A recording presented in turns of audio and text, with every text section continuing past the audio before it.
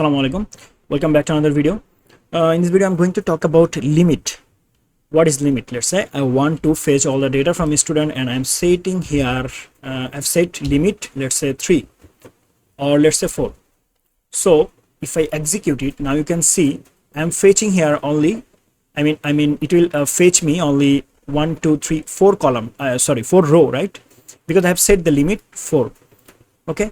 If I set limit 5, let's say, execute it, and here you can see 5 data. If I set limit 3, you can see execute 3 data.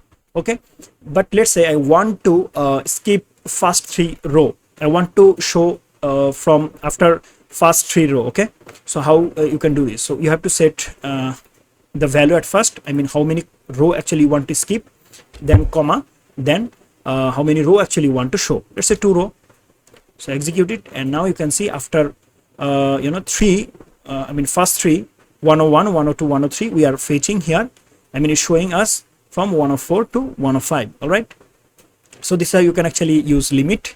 So yeah, that's it. See you in the next video. Till then, goodbye.